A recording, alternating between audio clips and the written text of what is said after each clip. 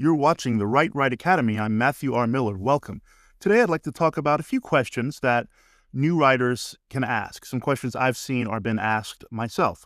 Certainly not covering every possible thing, but once in a while I'll do a video like this and I'll give you my own answers, my own opinions. It doesn't mean I'm right. Things, though, that I've found that work in other people's writing and in my writing. Okay, the first thing, how do I add details that are going to be important in the future of my book? Like, how do I make it subtle but not too subtle? So if you're going for foreshadowing, there's a number of ways to do this. One basic way is to have your character or characters interact with something more than once, say 3 times. And you don't have to emphasize it. So let's say a character is afraid of, dogs. Maybe early in the book, they see a dog and they cross the street. Maybe a second time at some point, a dog barks at them and they jump. Maybe a third time they have a nightmare or a thought about a dog attacking them or a memory of when they were younger, a dog bit them. That way, when something happens later about dogs, the reader will be ready for it. So plant little seeds here and there. And if you want it to be important and foreshadowing of something else, you should have it, don't make it too obvious, but have it happen a few times to the character. That's one simple way to do it. Next question. Okay, this is one that's asked a lot. What should I describe about a character's appearance? What do you describe? The hair, the eyes, the nose, the mouth, everything? Well, that's going to bore the reader if you go into detail. That much detail, I mean. My opinion, you want the reader to have an idea of the character's personality and actions and emotions and things like this with a little physical description. Most readers are going to create in their minds their own idea of what a character looks like, even if the character is described in the book. For example, Harry Potter, I had my own idea of what Hermione would look like. And then when I saw the movies with Emma Watson, I thought, well, that's not exactly what I had in mind, but fair enough, okay, even though she's described in the book. Now, my idea is this. Have the character do things that gives an impression of who they are and describe a few little things about them, especially anything that stands out. Is their hair, like, for example, I'm in Louisiana. A lot of people here, we have black hair. Okay, that's just the way it is. We come from French, Spanish, African descent. And if someone has like bright blonde hair, like shockingly blonde hair here, it stands out a little bit. So you might describe that. If someone's exceptionally tall or exceptionally short, you might describe that, especially if it has to do with their personality or their actions. So if you have someone who has to fight a monster later, but they're very small and tiny, and you want to make the point that it's their inner strength that helps them to fight it, sure, mention their height or mention their stature. So I would say a few details, but not too many. And this changes over time. In the say the 1800s writing, a lot more physical characteristics were described. Readers expected.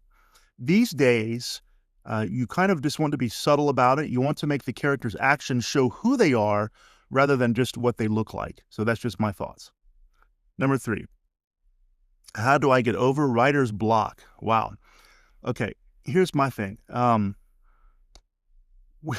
a lot of artists in general feel like they have these bursts of creativity and enthusiasm and inspiration, and they'll go through this great period of creation and happiness, and then it'll go away.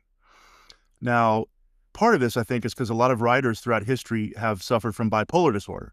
But even if that's not the case, a lot of great artists, in fact, geniuses have suffered bipolar disorder. Even if that's not the case, still, when you're creating art, you're going to be inspired sometimes. Sometimes you're not. That's just what it is to be human. What if you're tired? And so what I can say about writing is this. Writing is work. It is physical work. You have to sit down either with pen and paper or on a keyboard or however you write. You have to do something. It's not just thinking of things, okay?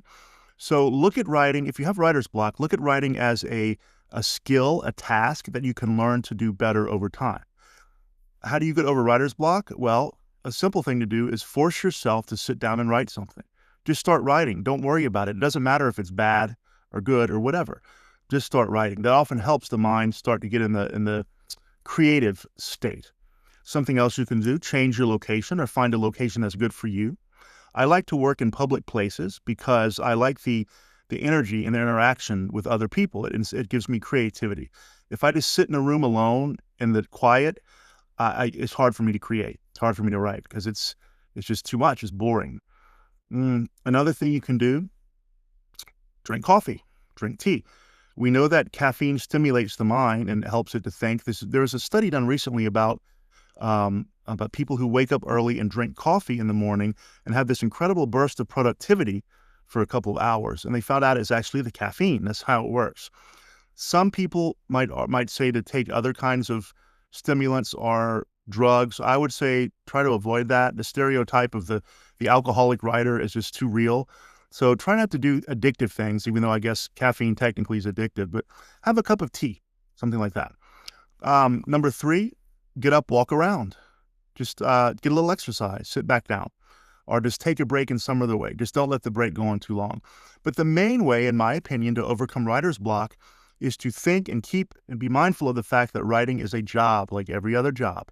You don't always feel like, let's say if you think, I don't know, a chef always feels like cooking. No, because I used to work in restaurants.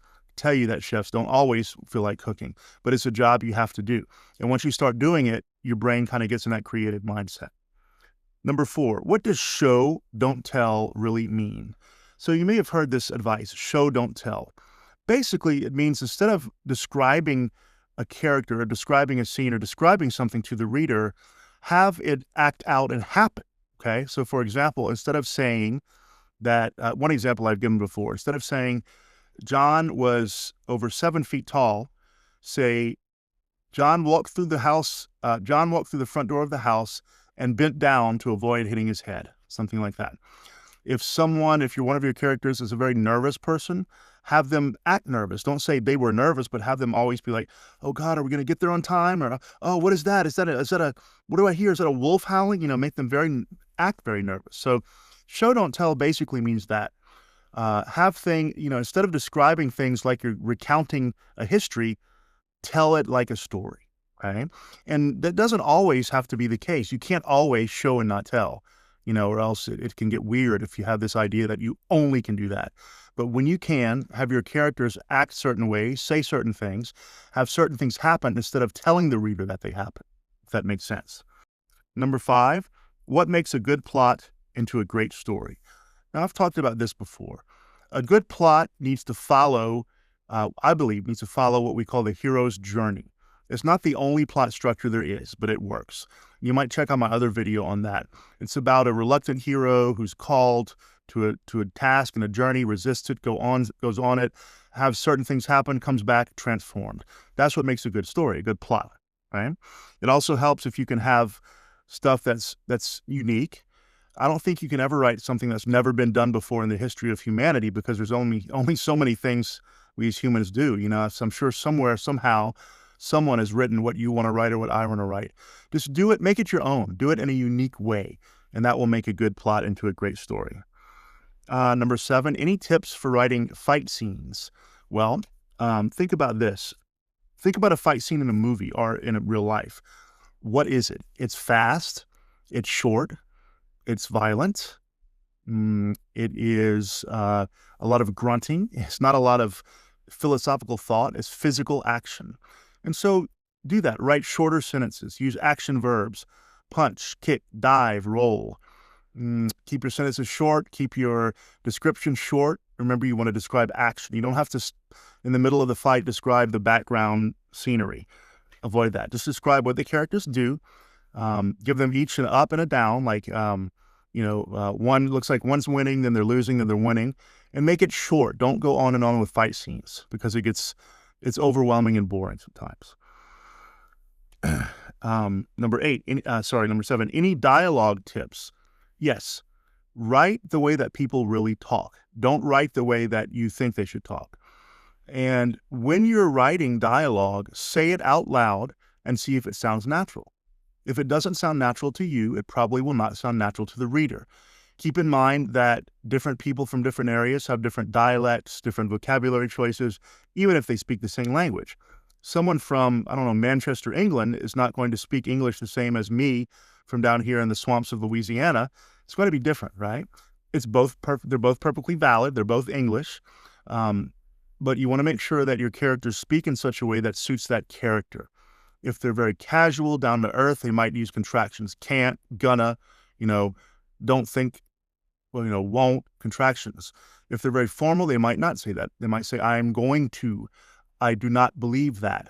Okay, so write like they really talk and don't edit it for grammar, because real speech is different from formal writing. It's follows less the principles of grammar. And then read it aloud as you talk. Finally, I write horror. So people ask, how do you make something scary that you write? Well, I think if I had the secret to that, I'd be the next Stephen King, right? But to me, I think the essence of horror is the unknown. So think about back when humans were living in caves, and it's nighttime, you have a fire crackling at maybe the entrance to the cave. You and the clan are all huddled up. Out there in the night, it's dark. There are predators. There are animals looking to eat you. You don't know what's there. The noises, you may not recognize. You can't go out and explore. So it's always what lies around the next corner. What's there that I can't see that wants to harm me? The essence of horror is the unknown and the anticipation. So don't make your horror too blatant, okay? If you have a monster that's going to show up, don't just say, the 7-foot-tall demon with horns and red scales stomped into the room. Don't just start there. Have it subtle. Have the characters hear something. Have the wind blow a curtain. Have them hear whispering. Have them wonder what's out there. Build up the anticipation. Then when you hit it with the horror line, or with the, I wouldn't call it the punchline, but the part where it really is more obvious, it's scarier. Same thing with horror movies. If the good rule in monster movies is don't show the full monster until the last part of the movie. If you show the monster immediately, it stops being scary after a while.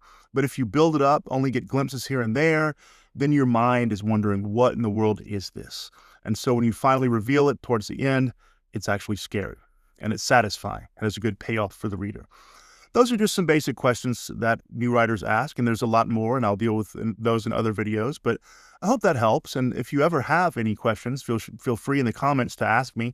I'd be happy to answer them. This channel is still small, still growing, so it's not like I have a million different comments I've got to sort through. So please feel free. Please check out my Patreon in the YouTube channel's page description. Also, if you like this video, please like and subscribe. It will help the channel out a lot. I'm Matthew R. Miller. You're watching the Write Right Academy.